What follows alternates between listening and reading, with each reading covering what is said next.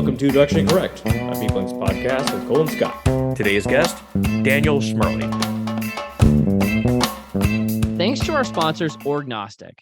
Fast track the insights behind your people data using Orgnostic by connecting all your HR data in one people analytics platform. Quickly uncover the insights you need to measure the success of your people initiatives. Orgnostic is the most innovative people analytics, generative AI, data orchestration, and employee listening tool on the market.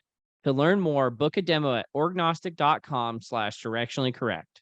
Are there any movies that like you need to see but you haven't seen? Here, while you're thinking, like Casablanca, never seen it. Oh yeah, Gone with the Wind. Yeah, that's an investment too. Is it? I think so. I think it's a long one. Is it? I never. I mean, I feel like all movies are long now. By the way, I went and saw Oppenheimer. I feel like the thing was freaking 4 hours long in the theater. Isn't it 3.5 solid? Yeah, I mean, it was like but you include the previews because again, I haven't gone to see a movie in a theater in forever. Yeah. I mean, you include the previews, it's a solid 4 hours and 15 minutes. Oh, that's an investment, man. Like, yeah. I think what I hate the most about going to the movie theater is like you walk in, like eating your popcorn, you have enjoying the movie, all sort of stuff, and you walk outside. It's like now it's nighttime, or like the sun is like everything is different. Like, did I just waste, the entire day in this room? I went to a matinee, and I got out, and it was like sun blistering on my face and 110 degrees. Like, wow, like, welcome to hell. Welcome out of this nice, cool movie theater. Yeah. I'm actually, like, not to give too much away, like may date this pod too much, but I'm gonna go see the Barbie movie Sunday. Go check it out. We can compare notes. They're probably the same movie, I mean, it's tomato, right? Yeah. Hey there. What's up, Daniel's son? What's happening? Good to see you again, man. You too. How's it going? Yeah, last time I saw you two, we were like randomly met up at PsyOp in that weird like foyer, and you two look like freaking offensive linemen together. Yeah, that was a late in life addition for me. I was always skinny growing up, not any Really? longer. No way. Yeah, when I was in high school, I was like 6'1", 145. 6'1", 145. Okay, yeah, that's skinny. Holy cow. Yeah. No, yeah, I've been like this since grad school. Yeah, it'll do that to you. Grad school will do it to you. It's not just like the aging process, but it's like the bad eating and the stress eating, the regular eating, all the eating. We talked about on the podcast before. It was going to Doghouse like every night because I lived across the street from there, and just having a burger and a beer, like that'll pack on some weight really fast. You're giving me flashbacks. Like, actually, I started like losing weight like crazy. I guess like your brain just uses so many calories, especially like during comprehensive exams. I was eating the full pizza a day and like losing weight, like just shedding pounds, just because all the brain power being used, definitely not moving around that much. Just right. Dude, yours and my brains must function very differently. I've never lost weight from using my brain. I think that probably says a lot about me. Yeah, I'm with Cole on this one. I don't think my brain operates that way. I guess there's like some sort of like Cole just saw Oppenheimer, so maybe there's some like extra energy being wasted there in my brain. You guys are just like too focused. Yeah, it's like one of those movies where I realized like if you didn't watch it in a movie theater, it would probably not be very good, because like if I was just watching it at home, there's a lot of like quiet parts where it's like, hey, how's it going? It's like really low. And like at home, I can't understand what they're saying. And like this movie is so freaking boring. But like in a theater, it like you're really encapsulated by what's going on. Well, that's what the subtitles are for. Subtitles. Yeah, true. Oh yeah. Sorry, well, that's a good question I actually have for you. Are you a subtitle on or a subtitle off watching TV at home person? Because I find that this is like a thing that I've recently stumbled into. That, it is like, division apparently line. There's like a whole community of subtitle on people. So my wife and I are on opposite ends of that spectrum. Oh no. Definitely creates some friction. I can't handle it because I will always read them and read them ahead of the line getting delivered. I don't refer back to them if I didn't hear a line. And so much in acting is about the delivery, right? And you miss all of that if you're just reading a sentence on the screen. So it totally destroys a show for me. But my wife is the other way. She doesn't like loud noises. She would rather listen on very low volume and then refer back to it the entire time. So it becomes a struggle sometimes to watch a movie together.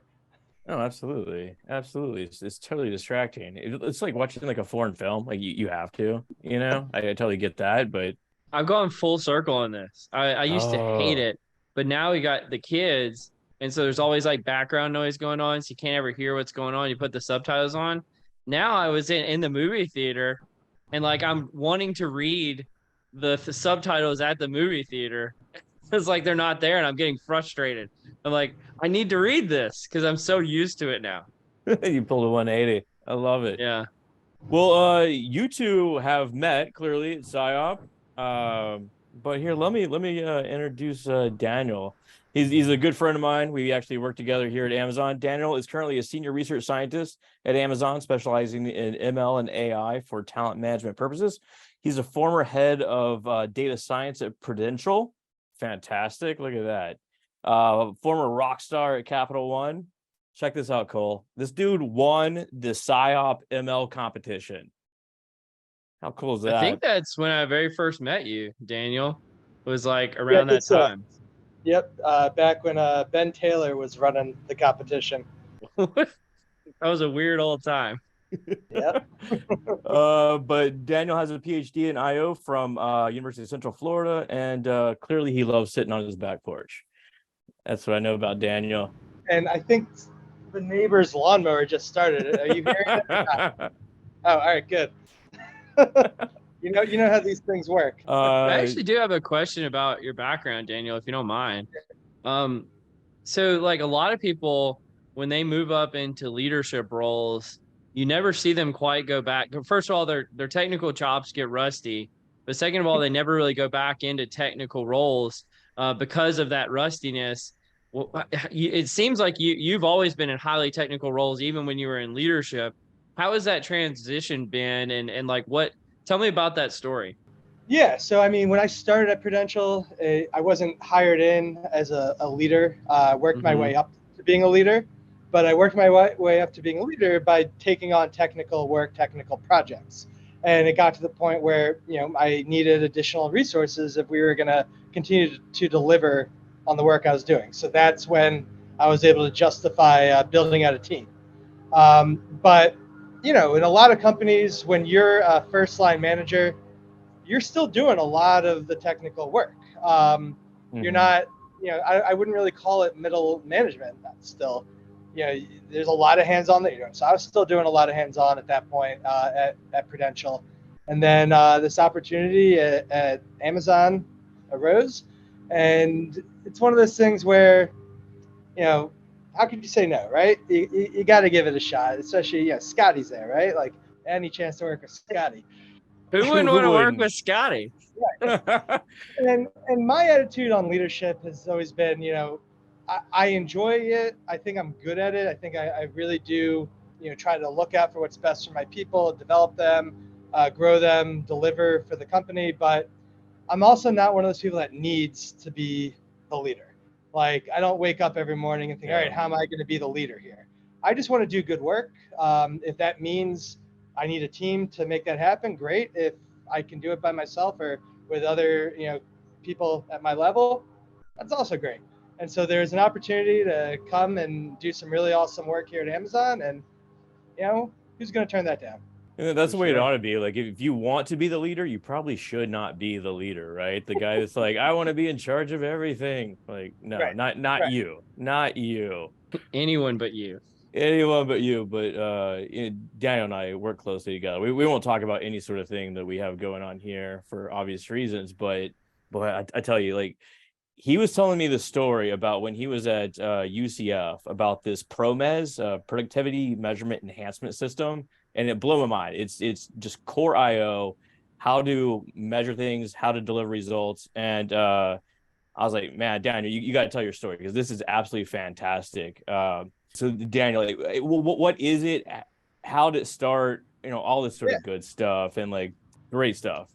Yeah, so this I like think of this as the before times, like the before I got into machine learning and AI and all that type of stuff. I don't even think I knew what that was at the time. The before times. I love Right. it. But yeah, when I went to grad school, I chose UCF, University of Central Florida, because Robert Pritchard was there. And I was really interested in working with him in his lab. He's a fellow in SciOp. He's published tons of stuff. He's really big in the motivation performance management space. He had this, he developed this performance management, I guess, I don't want to say tool, I don't want to say process. It's really a system, as in the name, the productivity measurement enhancement system, focused on trying to figure out an evidence-based way to apply goal setting theory among other motivation theories in a way that works, that we can measure, that we can show is functional, and it's supported by research. And by the time I got there, I mean, he'd been doing this for decades. They had literally just come out with a meta-analysis that covered, I think it was like 25 years of PROMES studies, covering 83 studies. And they found that the overall average effectiveness of a PROMES intervention on the performance of people in the workplace was quite large. So we know in our field, if you have an effect size of like 0.2, that's all right. If you have an effect size of like 0.5, you got a pretty moderate, good effect size. Like, I mean, anyone would be thrilled with an effect size of 0.5. 0.8, you're off the charts, right? Over 25 years, 83 studies, the average overall effect size was 1.44 for PROMES. Make a Cohen blush there. Yeah. Yeah. And so to have this performance management system that works and works so well, I loved it when I came across it in undergrad. And yeah, that's what I wanted to work on. And so when I got there, I immediately pitched this idea like, hey, why don't we try this in sports? When you think about what sports are, it's very analogous to an organization. You have your manager, which is the coach. You have the employees, which are the players. They have to produce outputs, which are aspects of the game that they have to perform to make money in the company or win games, win championships on the sports team. It just seemed very natural. And if it works so well in business, why wouldn't it work in sports, right? The lab was all excited about that idea, loved it. But then the question becomes, all right, like, who are we going to go do this with? Like, high school team probably doesn't fit the bill here. We need more commitment than that. College team would be great, but how do we get into a college team for that? While I was at University of Maryland for my undergrad, I played on the women's practice squad there for the basketball team. And so, a lot of the D1 setting blocks and this sort of thing, just like shagging rebounds. So the practice squad's job is to scout the offense and defense of the upcoming game and learn those offenses and defenses, and then basically reproduce them on the court in practice for the women to actually practice against. Right. And it's a ton of fun. I mean, and when I was at Maryland doing this, we won the national championship. And I say we because we actually lose a year of eligibility as D1 athletes every year we do this. Technically, I was a D1 athlete. There you go. Getting in on an asterisk. I like it. Yeah, I like it. But yeah, so when I got to UCF, I was thinking, all right, well, this is a D1 school, Conference USA at the time. Like, I'm sure they have the same thing. So like day 2 at UCF, I went to the sports complex, and I went right into the women's basketball office and said I'd like to have a meeting with the head coach of the women's basketball team. And they were like, sure, sounds good. Told her, I come from Maryland. We just won a championship. I'd love to be on your practice squad. She was thrilled. And, as I had been on the practice squad for a couple of weeks, lots of, talking. So what are you doing here? Oh, you're getting a PhD in psychology. Love for you to talk to our players. And I was like, all right, well, that's not really what we do, but sure, happy to do that. And then I had built up enough of a rapport where I could go to them and say at some point, all right, we actually do have this thing called PROMES. It actually works really well. We'd love to pitch the idea to you and see if you're on board. And we pitched it, and they said, yeah, let's give it a go.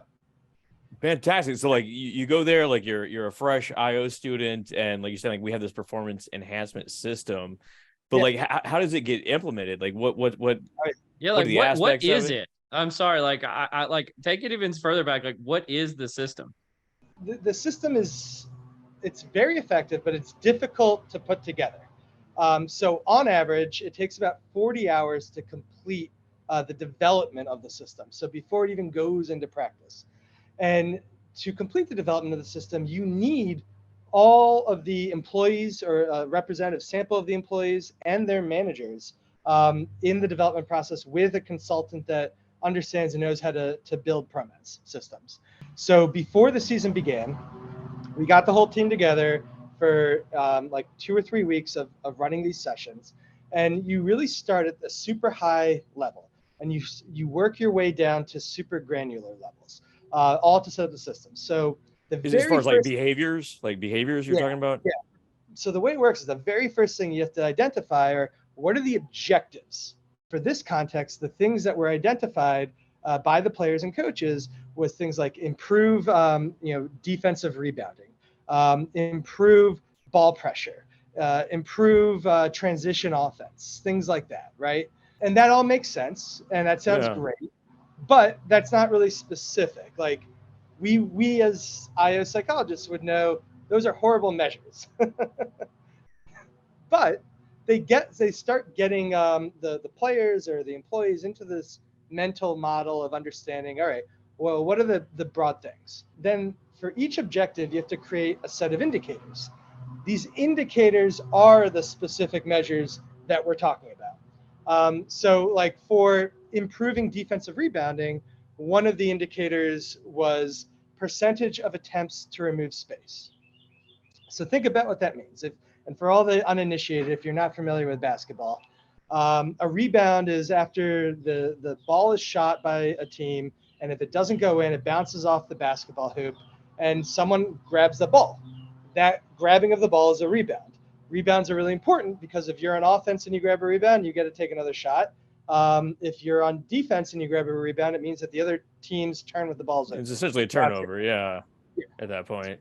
Getting the actual rebound isn't something that's always in your control. If I'm doing everything perfectly, if I'm acting exactly the way I need to act, the behaviors I need to do to get a rebound, but I'm going up against Shaquille O'Neal, it doesn't matter what I do. He's going to get the rebound like 99% of the time over me, right?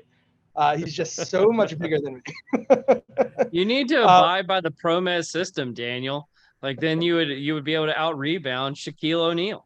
You got to close the space. Got to close the space. So instead of measuring this like outcome, did I get the rebound? We would measure percentage of attempts to remove space, which would be trying to reduce the amount of space between you and the other player. And in basketball, this is called like boxing out, but we went a little more liberal here and just said if you try to remove that space, then you count as a pass. And the idea would be the more times we do this correctly as a team, the more rebounds we will get as a team. We see this in organizations too. Like, are you engaging in the right behaviors? There's all sorts of factors that may play into an outcome, but are you engaging in those behaviors that relate to the outcome? Exactly. It's hard to give feedback to someone and say, you didn't get enough of the outcome, so you're not Yeah.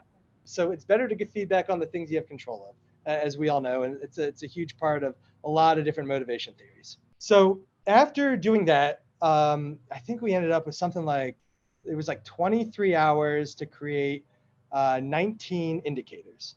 And so at this point now, we have to move into contingencies.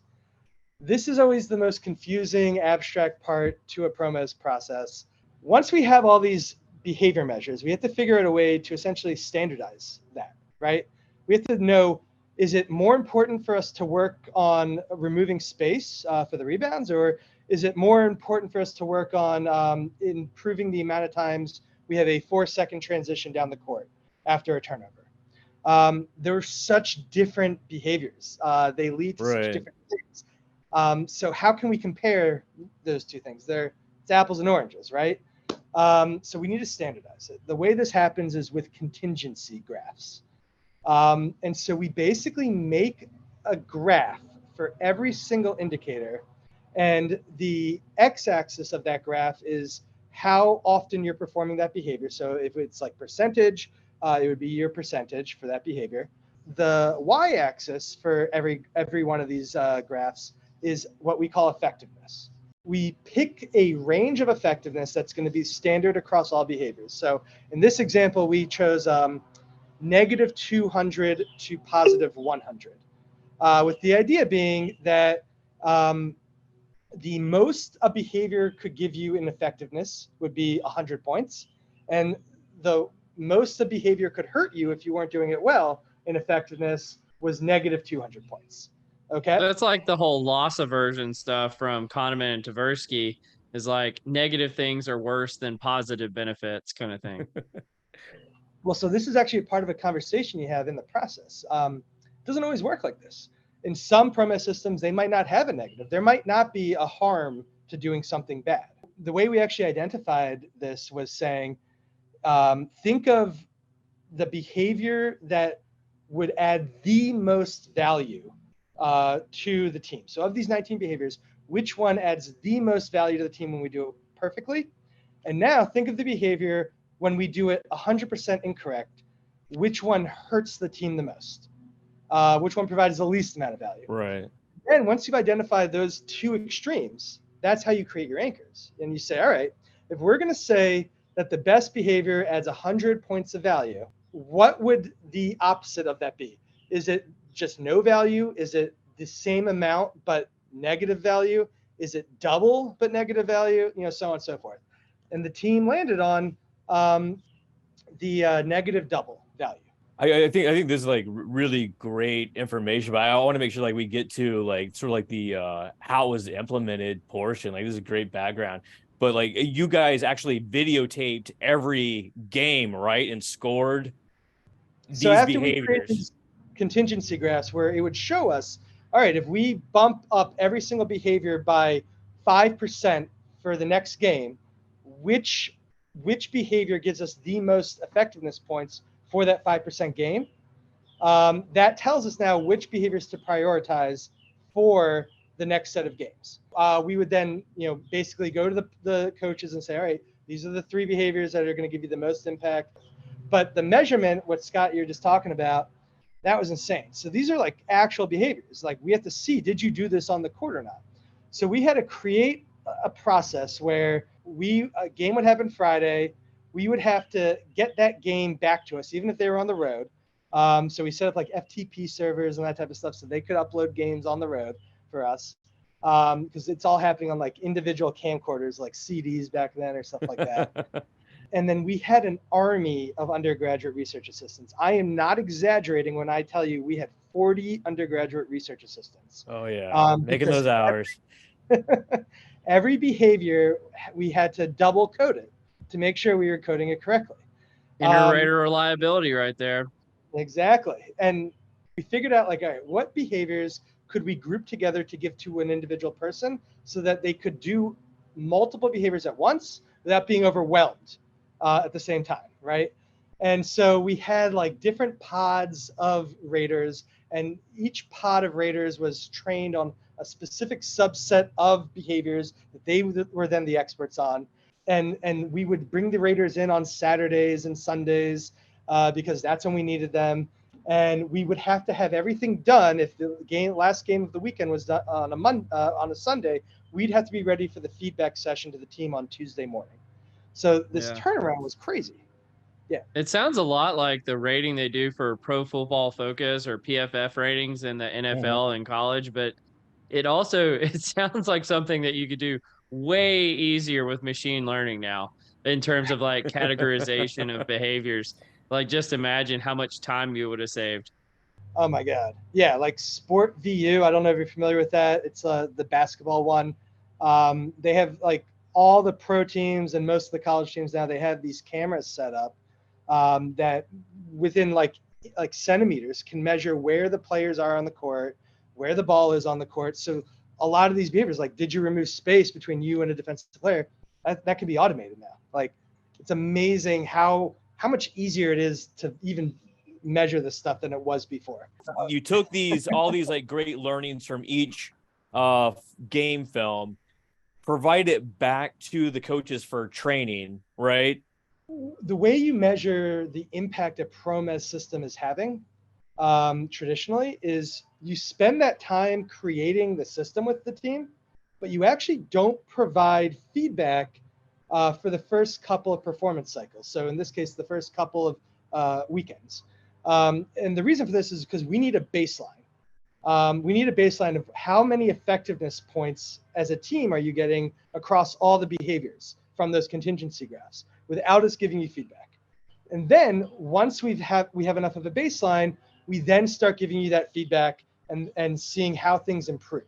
And it's kind of funny because when you think about it, like the fact that we even spent, tens of hours creating this system together as a team, it means you're probably going to perform better already. Like because you're engaging in this sort of deliberate you've had so many discussions about what is and isn't important from the perspective of the coaches and the players. It becomes very clear what you need to be doing. So like you probably are already performing much better.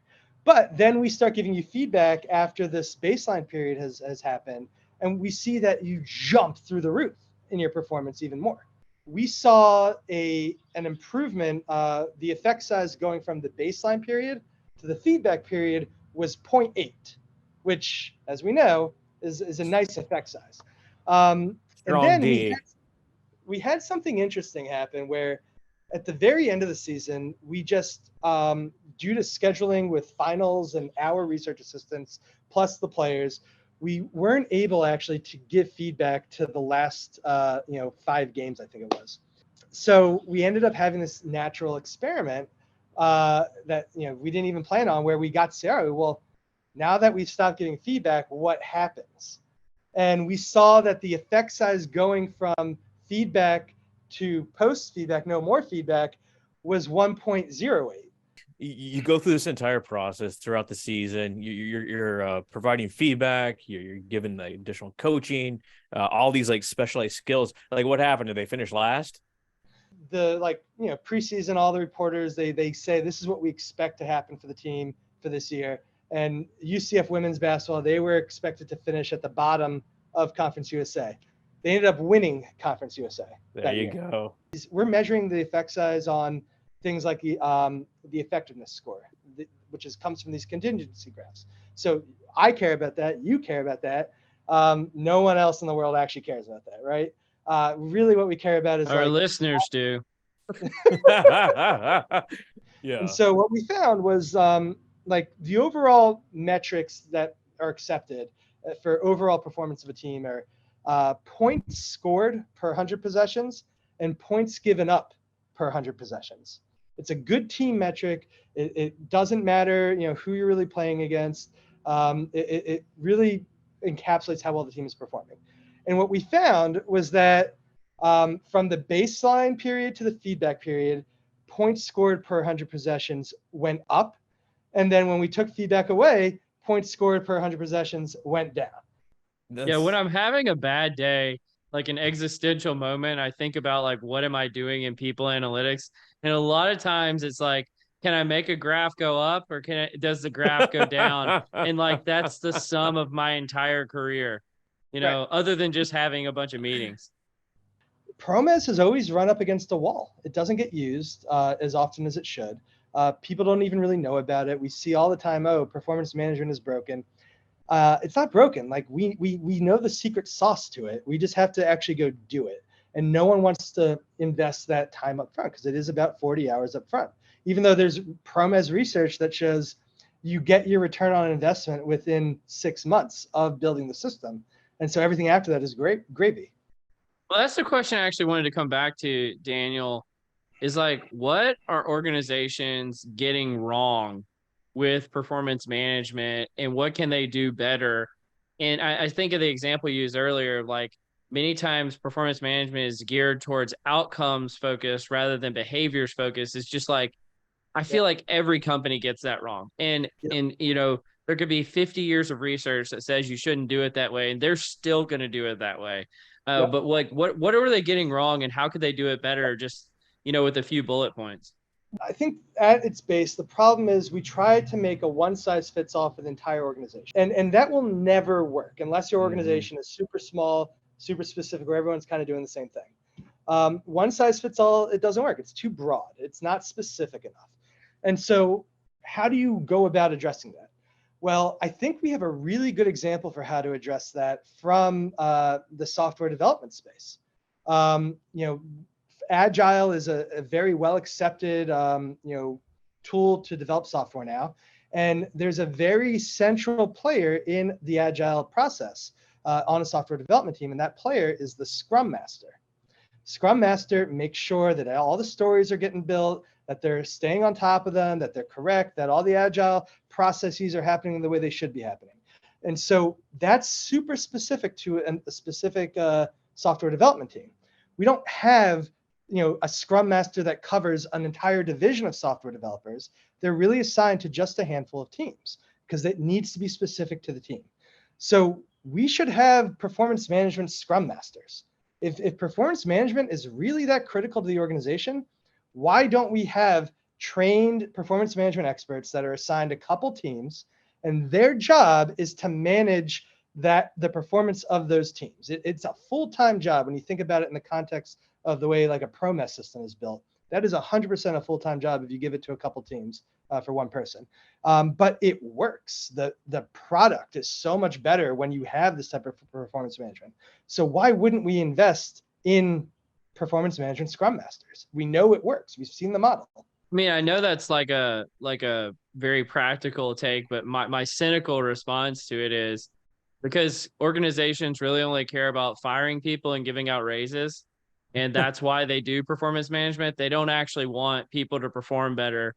And like a previous organization I used to work for, I had to build a performance management product from scratch. And so I consulted the literature. I went through like all the process and I said, we're solely going to try to drive performance using this tool. And everybody hated it. I got pushed back at every turn because, and basically eventually our CEO was like, yeah, we just want to fire people and they didn't use those words, but we just want to fire people and give out raises and bonuses. How do you react to that, Daniel? And is that maybe the wall that ProMes is hitting?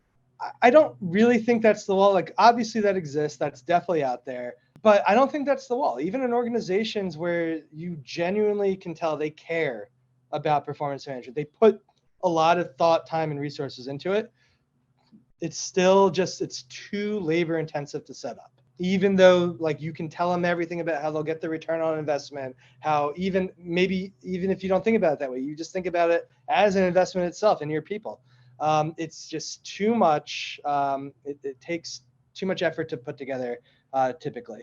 And so, yeah, I agree. Like, some companies just aren't that great when it comes to performance management, but I'm going to say that a majority of them are, from my experience. And I've done consulting, and like the people that are working in the space that are managing the performance management system, like they genuinely care about it. Like they don't want to feel like they're just there to like make sure that we can fire the people and give the raises. Yeah. Yeah, I don't think that organizations are inherently evil. I think that it's like a collection of issues. Everyone's busy, everyone's doing their thing, and if given the choice, you would want your people to develop. You'd want to show them the right skills to make them better, to improve the entire organization. But as you describe it, Daniel, it's the ProMES system may be applicable to a small slice of the population, and therefore you would need to reproduce this 100 times, 1,000 times, who knows how many, depending on the size of your organization. Exactly. And or you just need to share it on a popular podcast and then the people will come. Hey, from your mouth to God's ears, right? Or dive into some ML AI and just get it to do it, right? Yeah, exactly. So like a lot of work has gone into and research has gone into previously. How do we shorten that upfront investment? So it's not so critical, or so it's not so much that people are more welcoming to the idea of ProMes. And thus far, the research shows, as you remove some of that upfront investment, take away pieces, maybe we bring already a list of indicators and you have to choose from that list, right? It reduces the effectiveness of ProMes. And so then that raises the question, how much of ProMes's effectiveness is the measuring of these things, and how much of it is the actual employees getting together with their managers and really hashing out what is important for us, having those deep conversations and debates. What do we care about? What, like there's a value there. There's a there for sure. And that's what the ProMes research has, I think, shown. Like when you try to remove that component of it, you just don't get as good of a system. I do have one aside, and it's just popped in my brain because I recently wrote an article about it, but how does the ProMes system account for peak performance? Like, how does it measure peak performance versus typical performance? You're hot on this lately. I am. Yes. I talked about it on another podcast too recently. It's done at a team level, typically, ProMes. So we aggregate across the team. And so you could have like the team operating at peak performance, if you will. And what we see in the contingency graphs is how much is that peak performance worth? Because the whole idea in the contingency graph is you have to show what is the realistic upper bound of performance and what's the value of that to us, effectiveness points. And then what's the typical level of performance and what's the value of that to us effective points? And what's the like realistic worst level of performance? I don't know what we call that one, but zero. Right. Well, it's not only zero, like, which is surprising. Actually, some behaviors are worse than zero. Like, just stop doing whatever you're doing. Just stop it. But as far as peak performance go, it's built into the system. It says, all right, well, when you're performing at peak, this is how many effectiveness points you get. This is how much value that's worth to the company, to the team. So it's part of the system, which is great. And we can see then, is there really that much of a benefit to try to set up an environment for our team to go from regular performance to peak performance? In some instances, the increase in effectiveness points you get makes it worth that. In other instances, the increase in effectiveness points really doesn't add much value. Scott, you mentioned in an earlier podcast about hockey teams measuring, I can't remember, it was like a plus or minus rating. Like when a player is on the court, is a goal more likely or less likely to be scored? Yeah. And I think about that in terms of like peak performance. I bet you that's when everybody's rating goes up, not just the person who's on the court or something like that, because they're making everyone better. You get like an unsung hero sort of rating throughout the course of the year. I was sort of like perseverating on this idea of like, you could be like the best McDonald's fry cook on earth. Like you're just like so sharp. You got all the ProMes, sort of attributes, but do you really need that? And like to Daniel's point, is it worth going from average fry cook to the best fry cook? Right. And what do you get from that? That's true. That's Now, the thing I think about there though, is like McDonald's fries used to taste way better in the past than they taste now. Yeah. Like there was like, they actually changed the recipe. I remember I listened to a Malcolm Gladwell episode where he goes back and finds the earlier recipe and gets him to make it for it. And he's like, oh, it's amazing. Well, they used to cook it in pig fat or, bacon or ostensibly. Something. Yeah. Yeah. Something that was probably awful for you, but it tasted amazing. So like maybe the peak performance is the cook who brings back the old recipe and just knocks people's socks off. I'm about to go to Europe again, and man, like it just tastes different over there. Like they don't appreciate the American need for good. American McDonald's fries are not vegan, while like the UK ones. Is that what's going on? It's because fries in England are rough. The American ones, they actually, part of the seasoning that they put on it, includes like crushed up like cow bone. Like tallow. Yeah, something like that. Oh, it's part of the I was like, that sounds horrible. No wonder I love this. People love it. Wow. Okay. Well, I mean, like speaking of things we love, you want to enter the confusion matrix, Daniel? Sure, let's do it. All right. So, I mean, honestly, this has been failing for the past few episodes. We'll call it navigator error. Perhaps I haven't set people up well, but you're a massive sports fan. Like, have you ever like seen something incredible or like something like culturally relevant in person? Or what was the best moment that you've seen? Like the best like cultural one. I wasn't there in person, but like I'll never forget it was Cal Ripken 21-31. I mean, how could you give that one up, right? You're a Baltimore guy. I was like, he must be from Baltimore. Yep. I'm a Baltimore guy. Iron Man. Backyard right here. Yep, Iron Man. Playing 2,131 consecutive games. Seeing that moment live on TV, just being like in this town when that happened, especially because like the Orioles have it's been a rough couple decades for us. And you used to give tours at the stadium? I worked at the stadium, so I had an internship in high school. I interned first in ballpark operations, and then I interned in accounting. So in ballpark operations, at the beginning of the season, before the season starts, one of the things we had to do was make sure all the bathrooms are good, that nothing needs Oh fixing in God, the that's bathrooms. so intern So work right there. I have been in every single bathroom in Camden Yards, every single stall. I have flushed every single toilet to ensure that they're Oh working. man, Log it. put that on the resume, right? Yeah, right.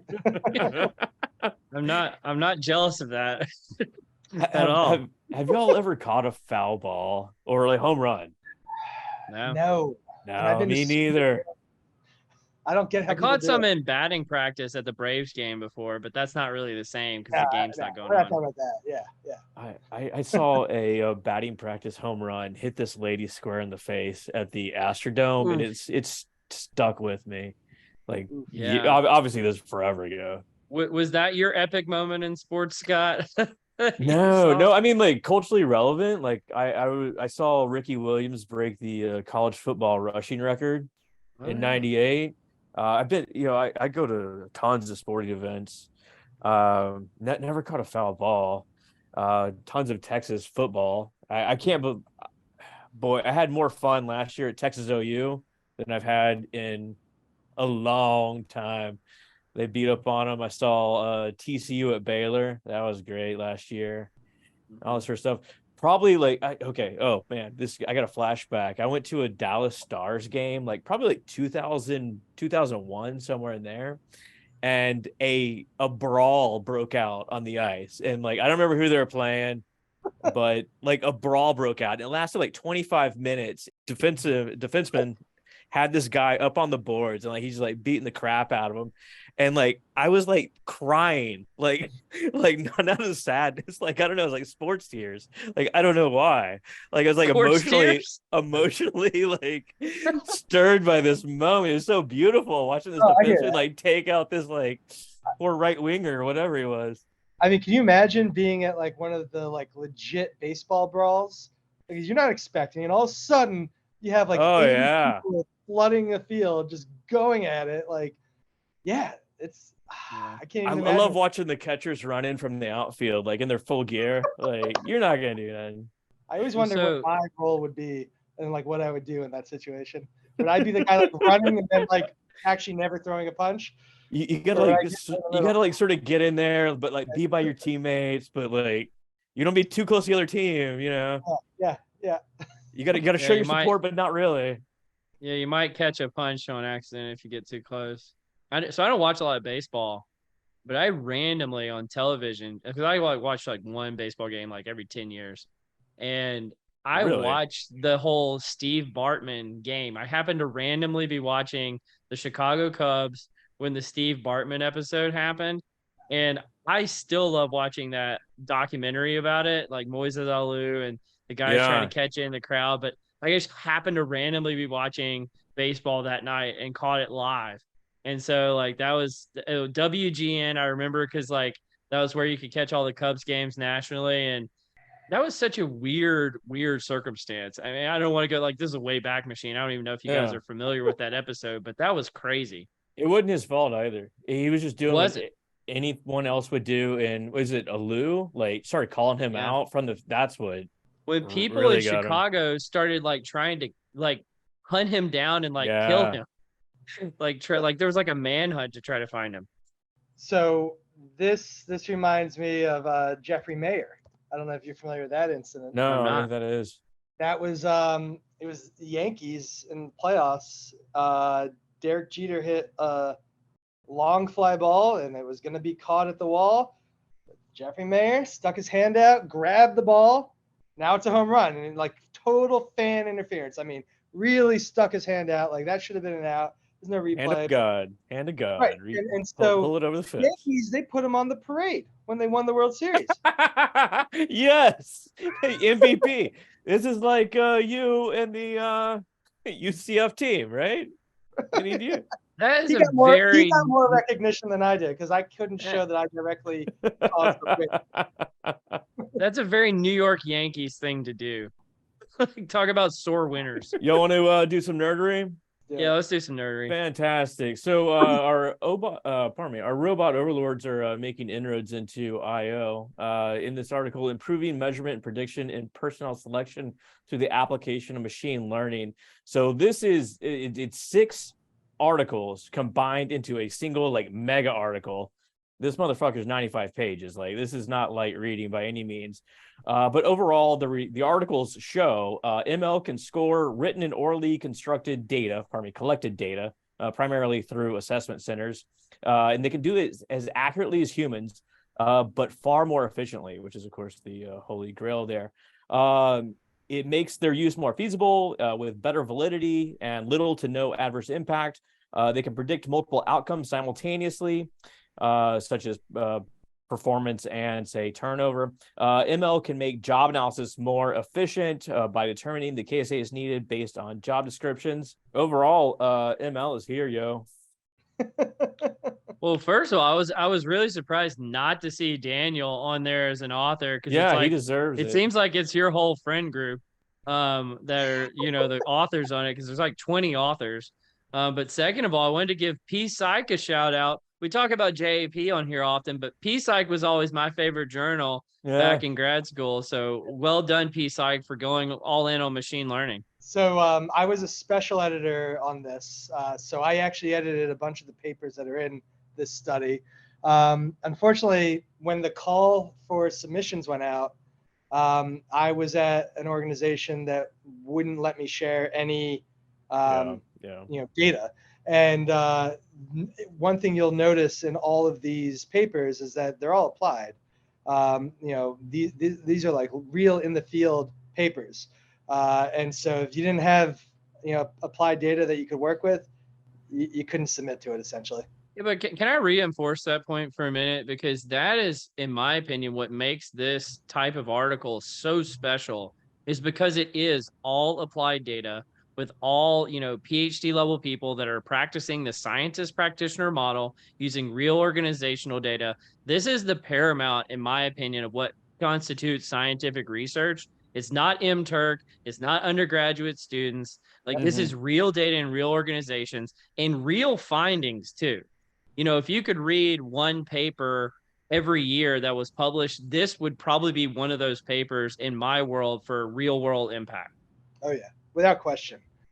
This really wraps it all up for you, the current state of ML in selection. Real world impact, and talk about like an innovative approach to publishing as well. Like, so we're going to take 6 different studies, package them together. They all relate to a theme.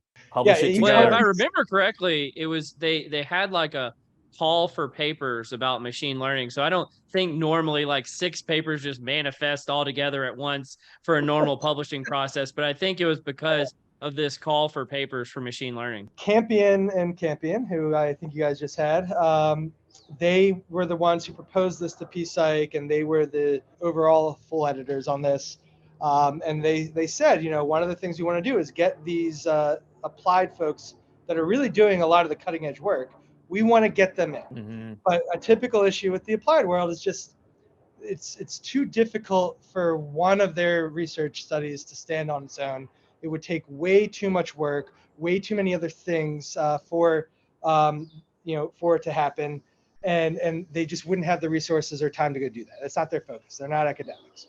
So instead, what if we said we lower the bar to entry? We say all you need to do is tell us what you're doing in some anonymized way.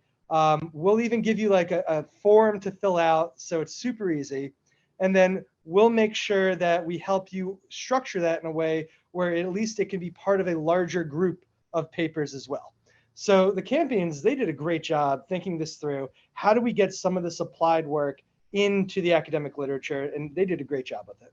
Yeah, absolutely want to give them credit. And when we had them on the podcast, which hasn't actually come out yet. So I know you haven't listened to it, Daniel, but one of the things that Michael mentioned was how like sometimes you struggle in the for-profit world to share your findings. And so that to me is, again, I want to give them credit for having the foresight to try to get over those kind of barriers that you see when you're in the for-profit world trying to do some of this work. Again, like the scientist practitioner model only works if both sides are contributing, and this is a really great example of that. I mean, the practitioners, they want to contribute. It's not like we don't get anything at work for it, right?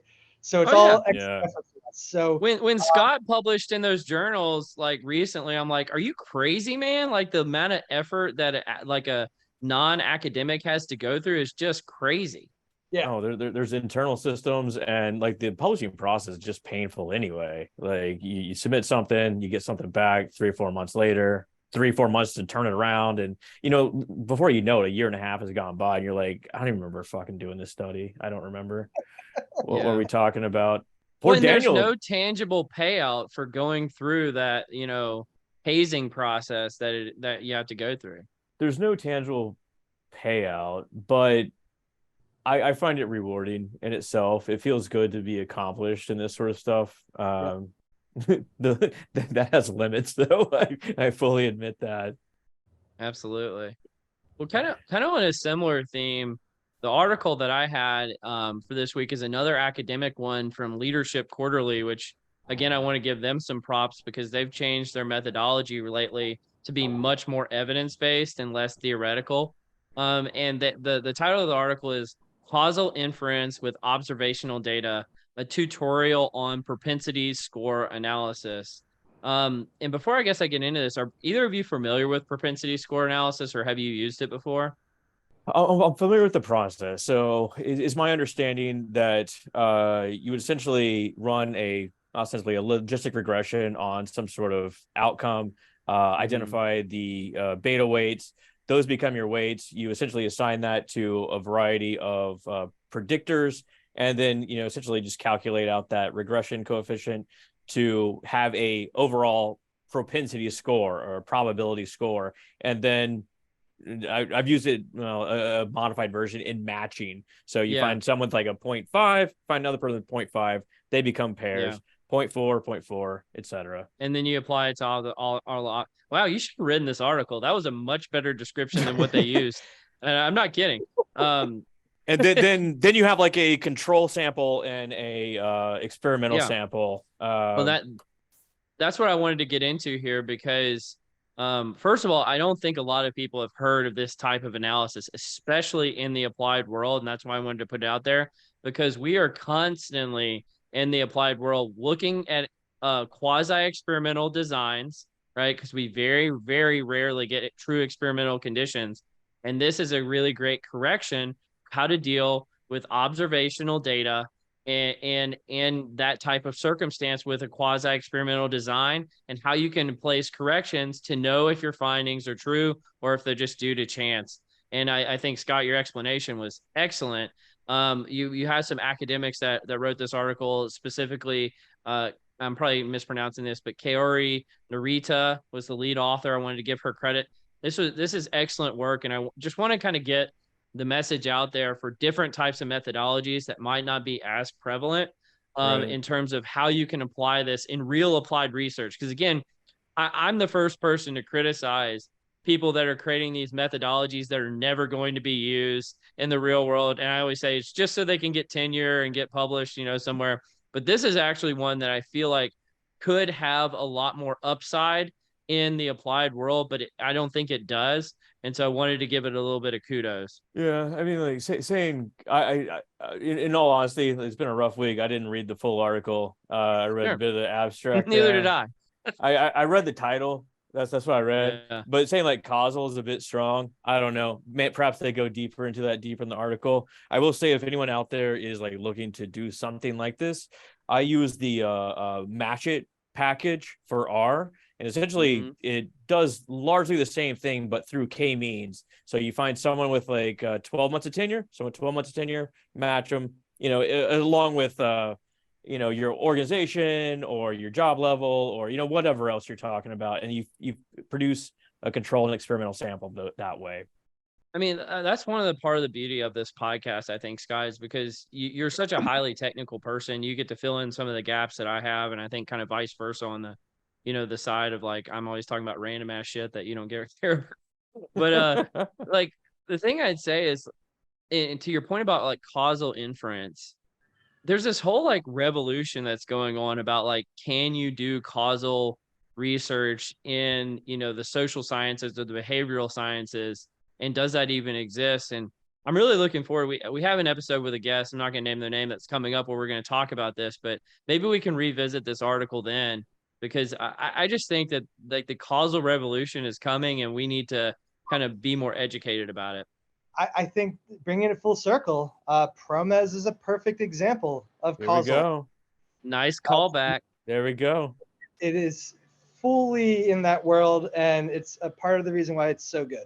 How so? How so? Just because like you can identify the different facets that relate to your performance, and then we measure this baseline period before we ever even give you the feedback, and then we give you feedback and see how things change.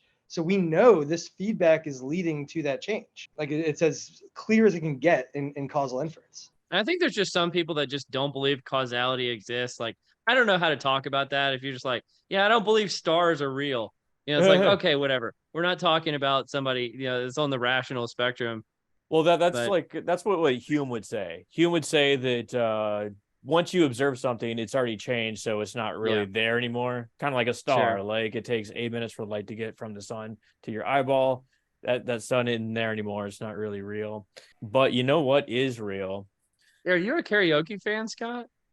I am not, dude. Like really? I see karaoke. I have friends here in Seattle, and like they love the shit out of karaoke, and like that's time for me to leave. Like I don't got time for that. Is it karaoke? Karaoke.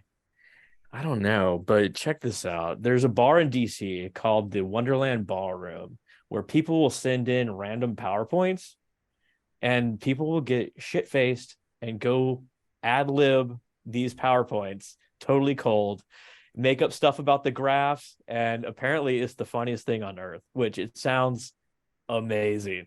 I can see Baltimore's not too far from DC. Have you done this, Daniel? I have not heard of this. I could see the right person being very good at this. Like I have some friends I'm thinking of who would be amazing at this, but I also know like the wrong person doing this, it would just be cringy and horrible. So I hope they have some type of vetting to make sure the right people are going up there. I would say like the same thing would apply to singing karaoke too, right? Like yeah, I was like, that just sounds like karaoke. Some people rock it, some people stop it. I don't know. Some people give everyone a chance to get back to their conversation. Right. If you're watching bad karaoke though, like you can kind of like tune it out. It's music in the background. Maybe it's not great. But if someone's like presenting something to me and then that presentation sucks, like it's hard for me to tune that out. Like I can't just start having a conversation with you. There's someone else talking to me. Yeah. I am gonna sit next to you at PsyOp and I want you to heckle when someone's presentation sucks. Yeah. My thought is I can easily tune it out unless they have the subtitles turned on. So they just need those subtitles. Have y'all ever been placed in a position like where you had to present a slide deck that you were less than prepared for? Yes, but I always chose the going rogue version of like, you know what? I had this idea. Like I'm just gonna completely throw in a wild card of like not even talk about what the presentation is supposed to be about, but really it was a get out of jail free. So I don't actually have to present all the things I have no clue what I'm talking about. I like that strategy. That's a good one. I was thrown in this position at a like small conference several years ago where I was like third author and like the other two couldn't make it. So I was like, I don't know anything about this study. I was just here like editing your doc. So why I can't field any questions. But we're up on stage. Here we go. Right. Let's do this. Yeah. Let's do it. We're gonna do it. So what's I think there's a better way of putting it. What's the worst presentation you ever gave? Luckily, I've repressed it pretty good, evidently. I'm better when I can just like field questions. So if I have to like give a presentation like at a panel, I would much rather just like speak off the cuff than like have definitive things to talk about, which is why I like your strategy of like, screw it, I'm going to talk about whatever I want to talk about, and that's the way we're going to fly with this. I don't think I've given like a absolutely horrible presentation. What's popping to mind is like lectures I gave when I was teaching in grad school. And some of those lectures were really bad. That's what I have two flashbulb memories. Once when I was a master's student, I was presenting somewhere in Arkansas, and they had like one of these like TVs mounted on the ceiling, and I backed up and like smacked my head super good up against that. That was really embarrassing. And then I was presenting in class, doctoral program, and I guess I hit a button and just turned off the entire presentation system right when I was about to go. It's like, there you go. Probably wasn't my worst presentation, but Daniel's story made me think of it. When I was in the master's program, you had to, present on teaching like a class, and they made us, because we were PhD students, even though we were taking a master's class, we had to like teach certain courses, not just be a part of the class. And I remember I had this, I wasn't completely prepared, and I didn't want to like get super nervous. And I had this brilliant idea before the class. I was like, anytime I start saying something and I get super nervous, I'm just gonna take a sip of water. I had like one of those like big, like 40-ounce waters or something like that. And the class got over. The strategy worked brilliantly. I never got nervous, but the professor came up to me, like, "Oh, you did a really good job. But why did you drink so much water? You were drinking water the whole time. Like you were doing like mid-sentence." And I was like, I got caught. Which actually strange. That was a class I met my wife in, which is wild. So she must have not minded. She loves hydration, clearly. Yeah. Very hydrated family. Well, Daniel, this has been a lot of fun. I think we've officially gone over on time, but no big deal. Nobody's listening at this point anyway in the podcast, so we could just say whatever. The world is flat. All right, I said it. All right. Do you have metrics that show you how far someone gets or how far people are getting? Well, certain platforms give those, but yeah, I don't really follow that stuff very closely. Well, but, Daniel's a listener. I'm a listener. Oh, you are? Well, what's your favorite part of the podcast? I think it's the beginning when the guest gets to really talk about what they're there to talk about. See, everybody doesn't listen to the end. Point proven. I listen to the end. You asked my favorite part. Yeah. I find, because I talk to some people that listen sometimes, and it's a very polarizing thing. There's nerdery only people, and then there's guest only people. There's very few people that are full podcast folks. Like we've heard people say, I just skip to the nerdery. And then I hear people say, once I get to the nerdery, I quit listening. Is a hammock a chair? This is a controversial statement. No kidding. Ooh, what kind of hammock are we talking here? Because there's a lot of different types of hammock. Hey man, like John Wayne said, I'm not responsible for what you understand, only for what I say. Whatever you want it to be. Funny thing is a hot dog a sandwich? Oh that's man, true. This is good podcast talk. This is solid pod. Now that a hot dog a sandwich isn't out yet, Scott, so he doesn't even know what we're talking about. Well, Daniel, I think this is exactly what we needed at the exact right time. So thanks so much for coming on the pod. Thank you, Daniel. Real quick, shout out to my co-workers on the Promos and Sports project. So Nick Koenig, Brandon Young, Colin Roth, and Robert Pritchard. Awesome. Well, shout out. Daniel, you were amazing. Thanks for coming today. You've been listening to Directionally Correct, a People Analytics podcast with Colin Scott and Daniel Schmerling. Thanks, everybody. Thank you. As always, all opinions are our own and do not reflect those of any other organization. You've been listening to Directionally Correct, a People Analytics podcast with Colin Scott.